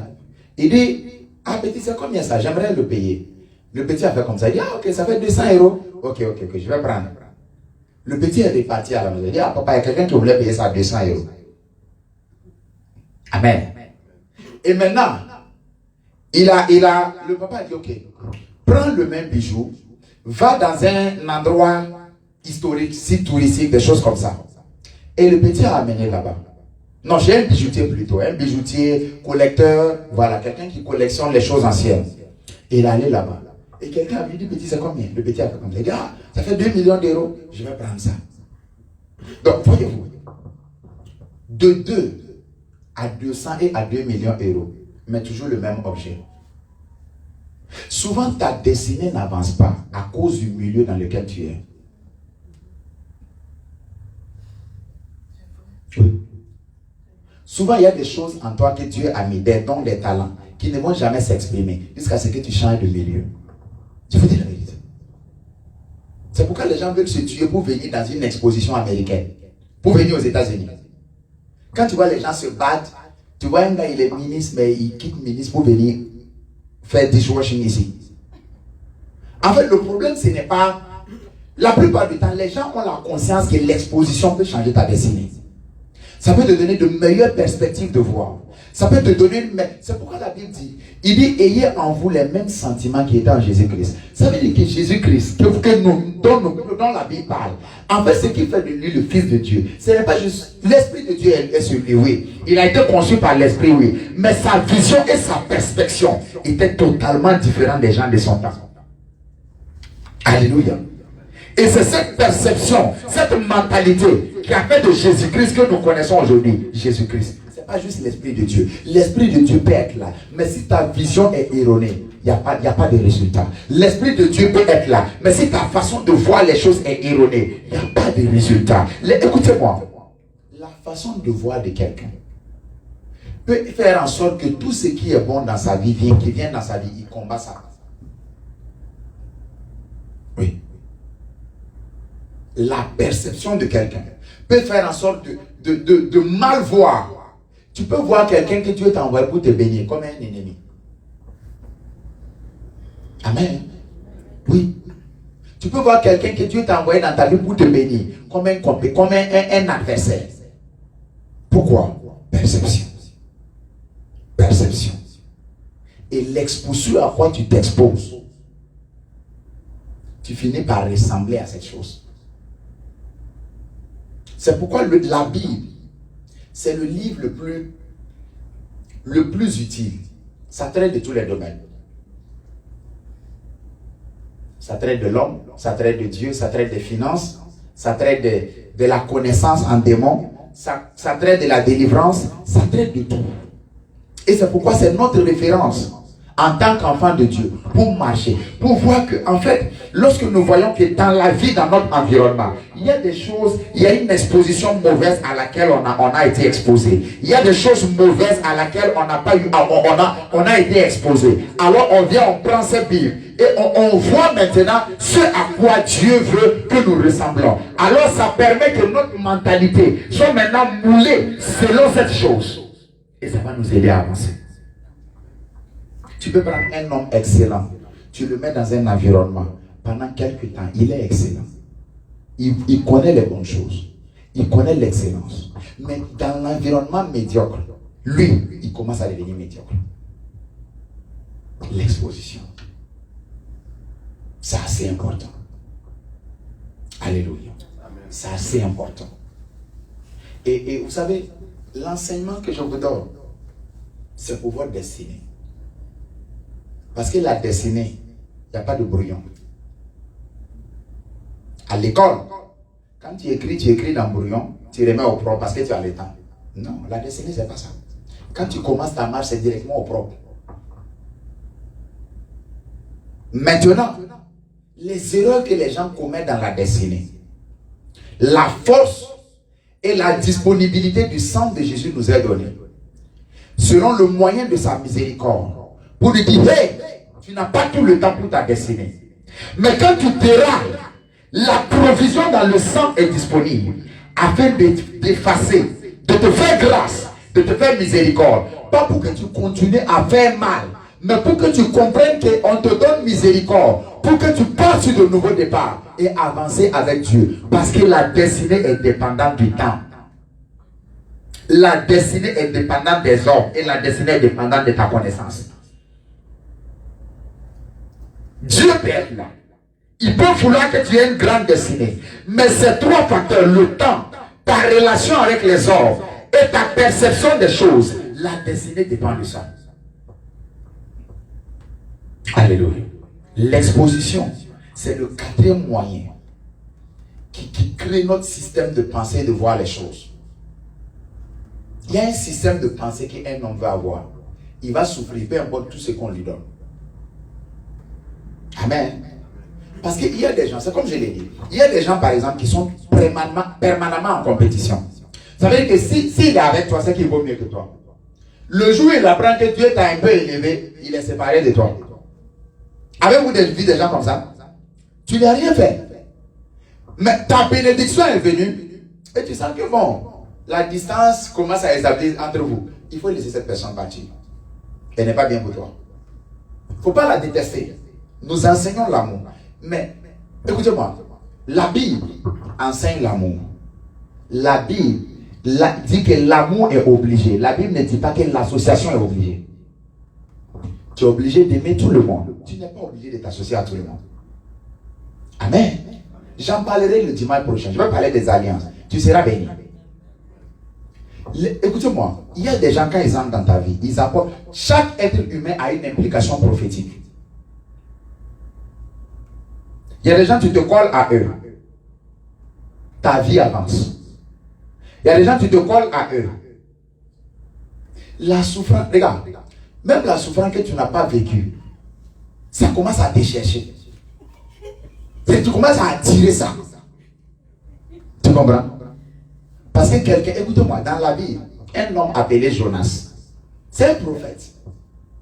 Dieu dit, écoute, va à Ninive, prophétise, que Ninive sera détruite. Jonas dit, Seigneur, moi je te connais. Si je vais à Ninive, que je prophétise, les gens là vont se repentir. Et quand ils vont se repentir, tu vas me faire passer pour un faux prophète. Jonas dit, je ne pars pas. Dieu dit, va à Ninive, il prend le bateau, il va à Tarsis. Quand il est rentré dans le bateau là, tous les hommes d'affaires qui avaient leur marchandise, leur or dans le bateau a commencé à couler. Les gars ont pris leur or, l'a jeté. Pour que le bateau soit plus léger, ils ont pris leur argent jeté, pris leur cargaison d'or jeté, pris tout leur jeté dans la mer. Le bateau continue de s'enfoncer. Pourquoi? Parce qu'un homme sur la tête de qui le jugement est rentré dans le bateau avec eux. Alors le jugement les concerne eux tous. Est-ce que vous comprenez? Yes. C'est pourquoi je dit, c'est pas avec tout le monde on s'associe. Non. Tu as l'obligation d'aimer tout le monde. Ah, comment ça va? Mais au loin, on est là-bas. Amen. Pas comment ça va, on est ensemble. Non. Comment ça va? Ça va? Dieu te bénisse. Tu continues ta route. Amen. Yes. Il y a des gens, je vous dis la vérité, si tu t'associes avec eux, tu ne vas pas comprendre. Chaque être humain a son atmosphère. Amen. Amen. Si tu t'associes avec eux, ce qui va venir sur toi, tu vas apprécier. Pourquoi? Parce que chaque être humain a une atmosphère. Alléluia. Alors c'est assez capital. L'exposition dont on parle, c'est très très important. Très très important. C'est pourquoi ce n'est pas une perte de temps pour toi de venir à l'église dimanche. Non. Non. L'atmosphère de la prière, l'atmosphère de la parole de Dieu, l'atmosphère de l'Esprit de Dieu va repartir avec toi. Amen. Et je vous ai dit, la vie ce n'est pas tout de suite forcément. La vie c'est la destinée. Il y a des gens qui étaient là en janvier. Aujourd'hui ils ne sont plus là. Ils sont 6 pieds sous terre. Mais janvier, ils ne savaient pas qu'ils allaient. Peut-être ils étaient en train de faire des plans pour décembre, pour dire Noël, on va faire ça. Pour dire le 31, on va faire. Ils ne savaient pas que 7e mois ou 8e mois, ils allaient 6 pieds sous terre. Donc, souvent, l'homme, la Bible dit la vie de l'homme, c'est comme une fleur. Ça passe comme ça. Et comme nous ne savons pas, c'est quand maximise ton temps à t'attacher à Dieu. Je vous dis la vérité. Ce n'est pas pour manipuler, c'est la vérité.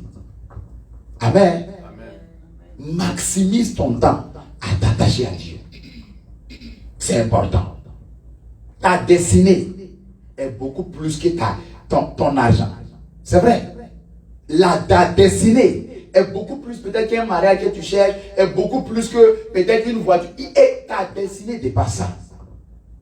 Et quand ta destinée s'accomplit, toutes ces choses que tu cherches vont venir. Amen. Alors l'accomplissement de la destinée, si vous voulez, c'est un shortcut, c'est un raccourci que Dieu donne à l'homme. Pour dire, écoute, focalise-toi sur la recherche du royaume. Parce que quand tu recherches le royaume, il dit maintenant, il a dit dans la Bible, Matthieu 6, 33, il dit cherchez premièrement le royaume et sa justice. Que ce soit dans ta priorité. Quand tu seras en train de faire ça, il dit toutes les autres choses vous seront données. Amen. En d'autres termes, quand tu seras en train de focaliser sur ta recherche sur Dieu, ce qui va t'arriver, c'est que les autres choses seront attirées à toi comme des éléments. Amen. Permettez-moi de vous donner ce qui a rendu Salomon très riche. Et je vais prendre le 5e point, on va prier. Salomon a tué des bœufs. Il a rassemblé des bœufs. 1, il tue. Il dit, Seigneur, c'est pour toi. 2e, 3e, 10, 20, 30, 100, 200, 400, 500 bœufs, 600 bœufs, 800 bœufs. Tu t'imagines? Imagine même le sang dans la zone. Il tue seulement. Il dit, Seigneur, ce sacrifice c'est pour toi. 1000 bœufs. Dieu dit 1. La Bible dit Dieu est descendu. Écoutez-moi, il y a des sacrifices que Dieu envoie les gens et dit, il va réconforter le petit là-bas. Il y a des sacrifices. Dieu lui-même il dit ça. Il dit les gens, calmez-vous, ce niveau-là c'est pour moi. J'ai mangé ça. Tu comprends? Dieu est descendu voir Salomon la nuit. Maintenant, Dieu n'est pas descendu et les hommes l'ont vu. La Bible dit Dieu est descendu dans son rêve. Ça veut dire que si tu dormais avec Salomon là-bas, tu vas croire que vous allez dormir ensemble, il s'est réveillé la même personne. Non. Je vous montre comment souvent la vie des gens change dans les rêves. Dieu est descendu dans le rêve pour voir Salomon. Il dit, tu veux quoi? Voici ce qui a plu à Dieu. Il dit, Seigneur, je suis jeune. Et tu m'as mis roi sur ton peuple. Il dit, s'il te plaît, donne à ton serviteur la sagesse. Dieu dit, écoutez-moi, il n'a pas dit donne-moi l'argent. Il n'a pas dit donne-moi l'impact, donne-moi. Non. Il dit s'il te plaît, je suis jeune, je n'ai pas d'expérience. Et tu m'as mis sur un peuple nombreux. Tu as été, ça c'est Dieu qui. Et Dieu l'écoute. Et il dit non, tu as été gentil avec ton serviteur, mon père David. Il dit moi je suis jeune, tu m'as mis roi. C'est un grand privilège, mais s'il te plaît, donne-moi la sagesse pour gérer ton peuple, ce peuple si grand et nombreux. Dieu dit il dit petit, tu as parlé à mon cœur. Hein? Dieu dit ok, je vais te donner la sagesse. En fait, je vais te punir avec la sagesse. Je vais te donner la sagesse que personne n'a eu avant toi. Mais en plus de la sagesse, je vais faire que l'argent va venir à toi d'une manière très très insensée. La Bible du temps de Salomon, l'argent c'était comme le caillou. Salomon. Les gens, pendant que les autres rois se combattaient entre eux, les rois prennent cargaison d'or, cargaison d'argent. Ils rentrent dans le bateau. Ils viennent dire Salomon, ça c'est pour toi, prends. Quand Salomon voit qu'un roi est bizarre, tu veux le combattre, il va marier ta fille. Tu vas venir. Si je suis ton beau, tu ne vas pas me combattre. Est-ce que tu vas combattre ton beau? Donc le gars, il avait 1000 femmes, tranquille. Tu comprends? Salomon, ce qui a plu à Dieu en Salomon, c'est que Salomon n'a pas demandé l'argent. Il dit, s'il te plaît, donne-moi la sagesse. Que je puisse gérer ce que tu m'as donné. J'ai dit, je vais te donner la sagesse. Je vais te donner la pénible, l'argent. Tu vas connaître l'argent, Salomon. Et Dieu ne s'est pas arrêté là. Il dit maintenant, quiconque va se lever contre toi, je vais traiter avec lui. Regardez ce genre de risque. Tu prends le risque de t'en prendre à Salomon, tu ne sais pas ce qui te combat. Tu comprends? Et voici ce qui a plu à Dieu en Salomon. Écoutez-moi, je vais le répéter encore. L'argent que nous courons tous les jours jusqu'à notre santé se dégrade pour chercher. On va mourir ici. Est-ce que j'ai dit de ne pas chercher? Il faut chercher l'argent. On a besoin d'argent. Amen. On a besoin d'avoir un terrain pour nous. Parce que ça, elle est trop petite. Comme ça, on va se déployer bien dans la délivrance. Tu comprends? On a besoin d'avoir un coin à nous, on peut faire veiller. On prie, on reste là, on dort. Le matin, on s'en va au boulot. On a besoin d'un coin pour nous. Alors, on a besoin d'argent. Tu ne peux pas aller voir le propriétaire des terrains pour dire, écoute, moi je suis le pasteur David, je suis un envoyé de Dieu. Il va dire, toi et puis ton Dieu, allez-y réfléchir. Quand vous allez avoir l'argent, revenez. Tu comprends? Oui. Quand tu pars à Walmart ou à Sam's Club, tu payes en langue. Moi, je parle en langue, par exemple. Moi, je parle dangereusement en langue. Si tu me vois prier en langue, tu vas aimer la prière. Quand tu prends le lait, tu prends le truc, tu remplis dans le chariot. Tu arrives devant l'ordinateur, tu dis Shakabalata. Et puis ça paye. Non. Tu mets ta carte. Tu vois? Donc, on a besoin de Dieu, de la prière. On a besoin d'argent, tu vois. C'est important. Amen. Dis-moi Amen bien. La cinquième chose qui affecte la mentalité, qui peut altérer la perception des gens, c'est l'association. Amen. J'ai un peu parlé de Jonas et j'ai parlé de comment sa présence associée à des gens de bonne volonté a affecté la destinée de ces gens. Dieu appelle Abraham. Il n'a pas appelé Lot. Lot suit Abraham. Et ce qui est arrivé à Abraham en termes de bénédiction est aussi arrivé à Lot à cause de l'association. Amen. À cause de quoi? L'association. Jésus, il a pris un collecteur d'impôts, il a pris un pécheur, il a pris des gens comme ça. Et par le moment où ces gens se sont associés à lui, par le moment où Jésus mourait et il partait au ciel, ces gens étaient devenus des apôtres, des disciples, puissants en esprit et en parole, à cause de l'association. Amen. L'association d'avec quelqu'un peut te faire voir comme la personne. C'est pourquoi si tu as 6 amis qui sont fumeurs, tous les 6 sont fumeurs, et c'est tes amis, il faut bien compter. Très bientôt, on aura 7 fumeurs. Si ce sont tes amis, et ils sont 6, tous les 6 fument. Tous les 6 ont une vie bizarre, je vais dire ainsi. D'accord? Ils ne sont pas juste 6. Il y a un 7e, il y a un demi-7e qui va venir tout de suite. Parce que tu es associé à eux. Alors l'association est importante. Amen. Tu peux t'associer à des gens, par exemple, eux là, ils frappent leur femme. Tu vas le voir et dire, hey, que tu sais que... Non, la dernière nuit, je te l'ai tapé. Et toi, tu n'as pas cette vision. Et tu rentres à la maison. Ah, putain, on n'avait pas de problème. Mais comme tu es avec des gens qui disent, non, un garçon, c'est voilà. Non, que je te l'ai mis à place, et puis je me suis assis, regardez mon match avec ma bouteille. Ça, c'est tes amis qui te parlent comme ça. Et toi, tu n'es pas comme ça, en fait. Maintenant, tu rentres, il faut que toi aussi, quand la femme dit bonne arrivée chérie, tu ne réponds pas. Puis tu es en train de créer un truc pour aussi pouvoir montrer que c'est assez important. Les gens avec qui tu es en association peuvent altérer ta vision. Amen. C'est pourquoi, écoutez-moi, est-ce que j'ai dit de fuir les gens? Non. Il faut même collaborer avec des gens, même s'ils ne sont pas chrétiens, c'est pas grave. Parce que Dieu peut les utiliser pour bénir ta vie. Tu comprends? Non, il ne faut pas. Parce que les gens sont des protestants. Nous, on n'est pas protestants, s'il vous plaît. Hein? Nous, on est des chrétiens, des enfants de Dieu. Amen. Non. Les gens sont protestants. Tu dis, non. Moi, je ne traite pas avec les musulmans. Moi, je ne traite pas avec ceux qui connaissent. Tu vas souffrir. You will suffer. You will die suffering. Parce que la personne que tu dis qu'elle n'est pas, tu ne traites pas, elle n'est pas chrétienne, mais la banque, elle peut t'aider. Maintenant, tous les vrais chrétiens, peut-être ils n'ont pas banque, mais ils ne peuvent pas t'aider. On fait comment? Dieu va utiliser, il dit, non. Moi, je ne tue pas l'argent. Tu will suffer. Tu dis, moi, je ne tue pas l'argent de païen. Son argent n'est pas païen, mon ami. L'argent n'a pas de religion. Prends, envoie la dîme, on va bénir ça, mange le reste. C'est comme ça. Est-ce que je prêche à quelqu'un? Oui. Non. Chez nous, à l'église. Non, vous êtes des musulmans. Non, vous ne venez pas. Même s'il ne vient pas à l'église, il faut collaborer avec lui. Je suis ton père spirituel, je te donne l'autorisation. Vas-y. Tu as sous ma couverture. Rien ne peut t'arriver. Il faut me dire Amen. Tu comprends? Oui. Non, nous on est des protestants. Tu n'es pas protestant. Je l'ai dit. Il faut dire, I am not a protestant. Tu n'es pas protestant. Il faut dire bien. Et il faut dire bien.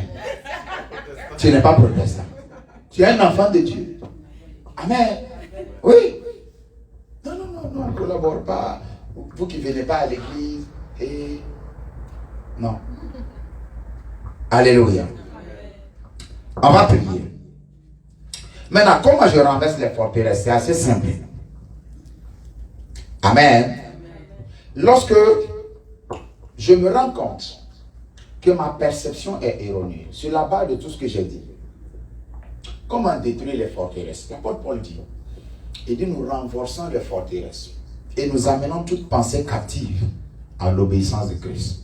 Amen. Comment cela se passe? La première phase, voyez-vous, c'est de reconnaître que personnellement j'ai un problème. Amen. Je vous dis la vérité. Un homme peut s'asseoir, analyser sa vie et savoir le problème. Je vous dis la vérité. Parce que quand tu reconnais que tu as un problème, et c'est pourquoi que Dieu nous a mis. Dieu n'a pas mis ton pasteur pour qu'il soit ton ami. Non, non, non. Si ton pasteur devient ton ami, c'est détruit. Parce que ce que tu peux recevoir d'un ami, ce n'est pas quelque chose de spirituel. C'est pourquoi, voyez-vous, personnellement, mon père spirituel qui est venu ici, vous le connaissez, n'est-ce pas? C'est monsieur, je l'ai conduit, je partais le chercher. Ah, je garde ma voiture, je le prends dans sa voiture. Bon, je le prenais avec ma voiture jusqu'à ce qu'il y ait voiture. Je le prends dans sa voiture maintenant. Pendant 5 ans, je conduis avec lui, on ne cause pas. Parce qu'il n'est pas mon ami. Souvent, lui-même, il est à l'aise avec moi, mais je mets la barrière. Parce que si je me familiarise avec lui, sa prière ne va plus marcher pour moi. C'est un secret que beaucoup ne comprennent pas. Si ton père spirituel devient ton ami, c'est fini. Et c'est juste l'ami. Sa prière ne peut plus marcher pour toi. Sinon, je connais l'homme. Je connais jusqu'à dans sa chambre. Il m'envoie là-bas. Je veux dire, il est ouvert, il est relax avec moi. Mais c'est moi qui ai pris la décision. Et parce que lui-même, il fait comme ça avec ses pères spirituels aussi. Amen. Yes. Donc, c'est pourquoi nous sommes là. Que quand tu as un problème, on n'est pas juste venu pour... Et puis ça prend combien de temps? On se réunit 2 fois seulement par semaine. Ta vie n'est pas ça. Ta vie, c'est toute une semaine. C'est toute la semaine. C'est pas juste 2 jours par semaine, on est d'accord. Mais nous sommes là, pasteurs, leaders spirituels, pour que si tu as un problème, on peut t'aider. On peut prier pour toi. On peut dire, ok, avec toi, on va peut-être prendre 2 jours de jeûne ensemble. On va prier chaque nuit. Ou alors, ok, il faut voir tel aspect de ta vie. Mets un peu d'or, Dieu va t'aider. Ou bien, il faut laisser tomber ça, il faut faire ci, il faut... C'est pour ça que nous sommes là. Et nous ne donnons pas des avis personnels. Nous faisons en sorte, parce que, écoutez-moi, quand quelqu'un vient devant moi pour prendre conseil, je pourrais être là en train de te parler, mais mon esprit est ailleurs. Comment je vais t'expliquer ça? Je pourrais être là en train de te parler comme ça, parce que tu viens pour prendre conseil. Moi, mon esprit est ailleurs, en train de se connecter pour prendre de Dieu et te donner. Si je te donne mon avis peut être basé sur mes expériences personnelles. Et ça, c'est pas bon. Amen. Mon avis peut être basé sur ma pensée ou bien mes frustrations personnelles. Ça, c'est pas bon. Je ne peux pas te conseiller et te mentorer sur ce principe. Non. Mon esprit doit être connecté à l'esprit de Dieu pour recevoir que pour cet homme ou pour le cas de cette femme, qu'est-ce qu'on peut faire? Qu'est-ce qu'on peut l'aider dans ce cas? Quelles sont les actions à poser? Quelle est la pensée? Voilà. Est-ce que vous voyez? C'est assez important. Donc, le premier aspect, premier niveau, pour neutraliser et détruire les forteresses, c'est de savoir que, d'admettre que j'ai un problème dans tel aspect. Quand tu reconnais un problème, c'est à moitié résolu. À 50%, c'est résolu. Alléluia. Et quand maintenant tu reconnais, c'est ce qui est arrivé avec le fils prodigue. Il croyait qu'il était fort. Il avait une perception différente. Il ne voulait pas se soumettre. Il avait une mentalité corrompue. Et maintenant, qu'est-ce qui se passe? Quand maintenant il va, il descend, il perd son argent, il va jusqu'à il mange avec les cochons, il dit non. La Bible dit qu'il est revenu à lui-même. Et il dit, combien de serviteurs, de mercenaires sont chez mon père qui ont du pain en abondance? Moi, je suis le fils, parce que je me suis déconnecté. Je n'arrive même pas à manger avec les cochons. Il dit non. Il dit, je me lèverai et j'irai vers mon père. Et cette prise de conscience l'a aidé. Voyez-vous? Et il a été restauré totalement. Et Dieu l'a béni, Dieu l'a restauré. Amen.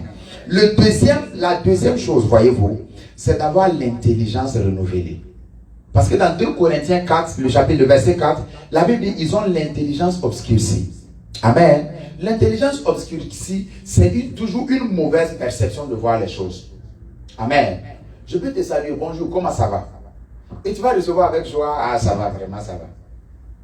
Mais si tu as l'intelligence obscurcie, tu peux dire, ah, donc comme il a porté de nouveau habit aujourd'hui, il veut se moquer de moi. Et regardez, il y a des gens comme ça. Ils ne cherchent pas la paix. Ils sont dans vos lieux de travail. Peut-être ils sont dans vos salons là-bas. Eux, ils sont en bagarre avec tout le monde. Mais ils peuvent réciter la Bible. Oui. Oui. Quand tu dis un verset, il dit non, Dieu même a dit ça. Pourquoi? Parce que la parole est dans sa tête et pas dans son cœur. Amen. Un monsieur fume comme il fume paquet par jour. Mais il peut réciter psaume 1 à psaume 150. Dans sa tête, il ne lit pas. La parole est là. Mais la Bible, la lettre tue, mais l'esprit vivifie. Beaucoup de gens ont la parole, la lettre en eux, mais ils n'ont pas l'esprit de la lettre. La parole là n'a pas prêché en eux. Alors ça ne leur profite pas. Donc, le premier aspect, voyez-vous, c'est de reconnaître. La deuxième chose, c'est d'être transformé par le renouvellement de votre intelligence. Alléluia.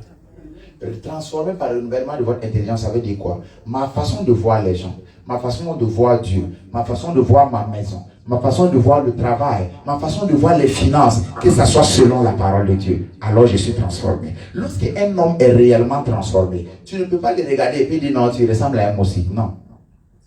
Peut-être physiquement, il peut ressembler à un moussi. Peut-être physiquement, il peut ressembler à un gourou-si. Mais dans sa manière d'aller, vraiment tu es différent. Pourquoi? Parce que la personne est totalement transformée. Amen. Plusieurs fois au travail, les gens m'arrêtent et disent, tu es qui? Je dis non, je suis un travailleur comme vous. Non. Plusieurs fois. Pas un, pas deux, pas trois. On m'arrête. Je dis non, on dit toi, on te regarde, mais tu es différent. Et tu sais quoi? Je vais ouvrir une parenthèse, je vais te dire quelque chose. Dans la plupart de nos lieux de travaux, il y a des gens spirituels qui sont là. Amen. Ils font comme s'il n'y a rien, ils sont juste, ils sont très spirituels. Maintenant, quand moi je les vois, je les connais aussi. Donc c'est bonjour, bonjour, hello, hello. Donc chacun connaît qui est l'autre, et puis chacun est dans son coin. Il y a des gens spirituels dans nos entreprises. Ne dis pas non, ici c'est en Amérique. Non. Ils sont là. Ils sont très, très spirituels. Et ils évaluent. Quand ils te voient, ils savent. Voyez-vous? Transformé par le renouvellement de l'intelligence. Tu n'as pas une manière d'agir et d'opérer selon la culture, selon quoi? J'ai énuméré combien? Selon la culture, selon l'association, selon quoi? Selon les familles, selon l'exposition. Ça veut dire que quand on te regarde, il est difficile de tracer ta manière d'agir à un territoire. Alors, tu sais que tu es vraiment transformé. Donc, quand tu prends conscience qu'il y a un problème, et souvent, la plupart du temps dans notre génération, ce qui fait que les gens ne veulent pas admettre, c'est à cause de l'orgueil. Et beaucoup de leurs destinées sont détruites à cause de l'orgueil. Quand tu sais que personnellement tu as un problème, il n'y a aucun orgueil. Il s'agit de ta destinée. Est-ce qu'on se comprend? Il n'y a qu'un orgueil à cacher quelque chose qui va te... Non. Non. Et notre génération, les petits frères qui sont derrière nous, orgueil. Pourquoi? Parce qu'il y a une société, il y a une forteresse, une manière de penser globale dans la société qui fait que quelqu'un qui admet, c'est comme si tu es faible. Quelqu'un qui se soumet, c'est comme si tu es faible. Parce qu'il y a cet esprit de compétition déjà. Est-ce que vous voyez? Alors c'est assez capital. Quand tu prends conscience, maintenant, travaille à transformer ta mentalité et ta perception de voir les choses selon la parole de Dieu. Alléluia. Tu vas prier avec moi. Père, merci pour ta parole. Père, merci pour ta grâce. Merci pour ton amour. Je demande, Papa, que pour ma vie, la grâce pour appliquer cette parole, qu'elle me soit accordée ce soir au nom de Jésus. Élève ta voix, prie par la Dieu. Prie par la Dieu. Prie par la Dieu. Seigneur, je ne veux pas être un auditeur oublieux. Prie par la Dieu. La grâce pour appliquer, mettre en pratique ce que tu m'as dit, ce que j'ai reçu aujourd'hui. Qu'elle me soit accordée au nom de Jésus. Qu'elle me soit accordée au nom de Jésus. Qu'elle me soit accordée au nom de Jésus. Qu'elle me soit accordée au nom de Jésus. Prie de tout ton cœur. Kibrasata, Labrazeta Rabayagada Brojalala, Lebrasata Labayande Lelebe. Père, merci pour ta parole. Merci pour ta grâce. Merci Seigneur. Merci Seigneur. Lebroska Balata Razuza, Jata Rabayande Broska Barate Labrado Jatala. Merci Seigneur. Au nom de Jésus. Amen, amen. Mets ta main droite sur ta tête. Dis Père, au nom de Jésus, tout système de pensée, toute perception, toute forteresse qui m'a retenu et limité jusqu'à aujourd'hui, alors que je prie, Papa, que ces choses soient neutralisées, que ces choses soient détruites et que je sois totalement restauré et rétabli selon ton plan divin, au nom de Jésus. Prie de tout ton cœur, prie de tout ton cœur, prie de tout ton cœur, prie de tout ton cœur. Je renonce à toute perception négative. Je renonce à toute perception négative, toute forteresse négative qui a affecté ma vie et ma destinée jusqu'à aujourd'hui, qui a affecté mon système de pensée jusqu'à aujourd'hui. Je les renverse au nom de Jésus. Es-tu en train de prier? Je les renverse au nom de Jésus. Toute manière de percevoir négative de Dieu, de l'église, des hommes, des finances, du mariage, toute manière de percevoir négative, qui est dans mon cœur, qui a été établi comme habitude dans ma vie. Ce soir, alors que je prie, que ça soit neutralisé au nom de Jésus, que ça soit neutralisé au nom de Jésus, que ça soit neutralisé au nom de Jésus.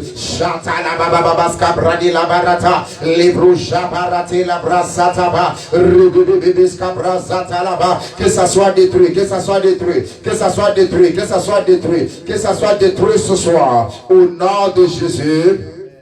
Amen. Tu vas prendre ce dernier point de prière, je vais prier pour vous. Dis Père, au nom de Jésus, toute montagne et toute difficulté qui s'est établie devant moi à cause de ma manière de percevoir négative, alors que je prie ce soir, qu'elle soit renversée au nom de Jésus, que ces montagnes soient renversées au nom de Jésus, que ces difficultés soient écartées de mon chemin au nom de Jésus. Es-tu en train de prier maintenant? Ouvre la bouche.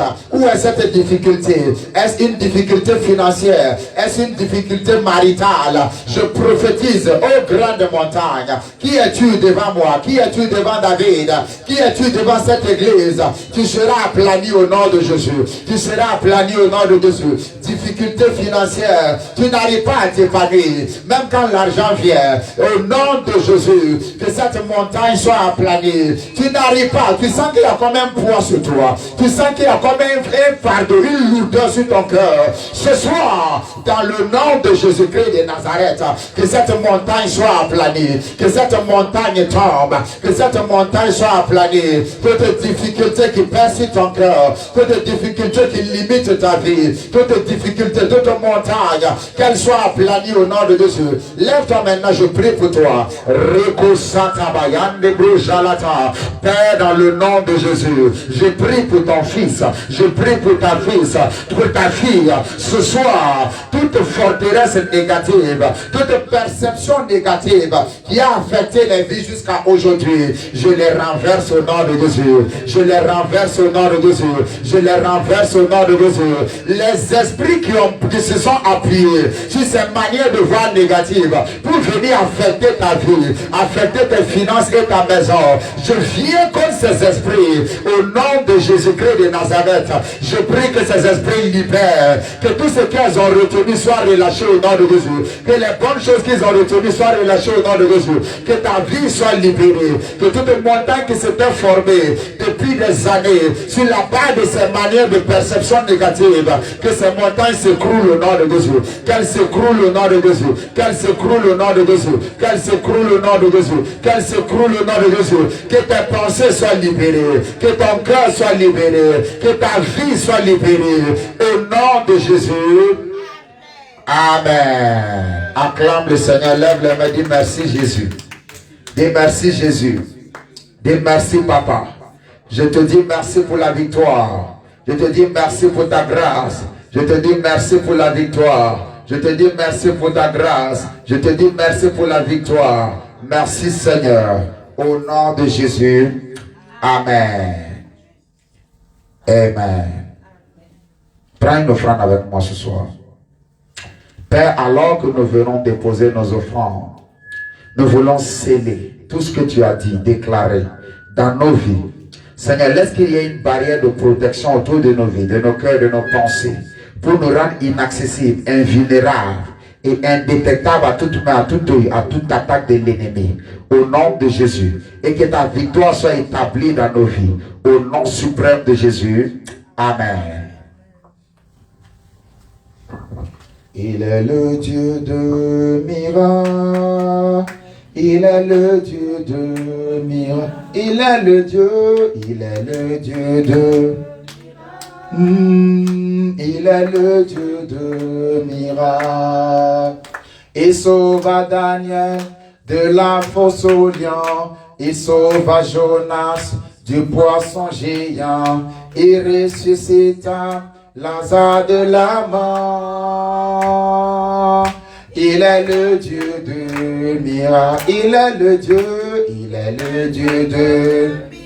Oh, il est le Dieu de... Il est le Dieu de miracles. Il est le Dieu de miracles. Je parle préservation sur ta vie au nom de Jésus. Je parle protection sur ta vie au nom de Jésus. Je prie qu'en cette semaine, l'Éternel te donne une bonne nouvelle. Écoute-moi, dis-moi Amen bien. Amen. Il y a un que vous ne voyez pas parce que Dieu lui a donné un travail, il est parti. Juste comme ça. J'ai fait cette même prière le dimanche passé. Il dit la semaine, Amen. Je prie pour toi. L'Éternel qui console les cœurs, qui te donne une bonne nouvelle en cette semaine au nom de Jésus. Qui fasse quelque chose dans ta maison au nom de Jésus. Si tu travailles, que tes mains soient remplies d'argent cette semaine au nom de Jésus. Que l'argent vienne de partout à toi au nom de Jésus.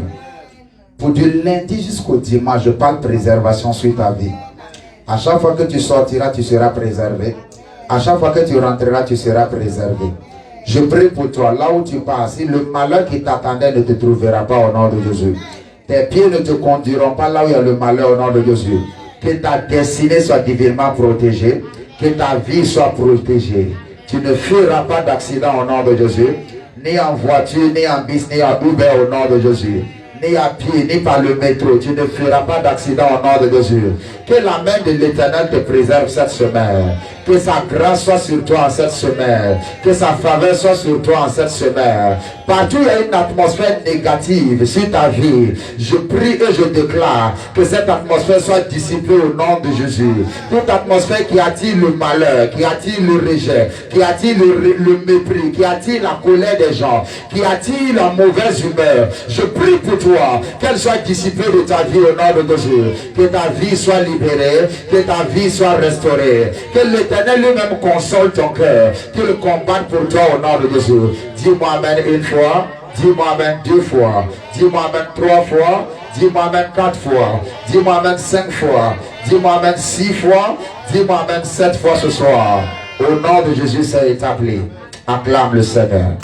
Que Dieu vous bénisse. Que sa grâce soit sur vous. Nous avons fini. Nous serons en ligne lundi soir pour la soirée des autres.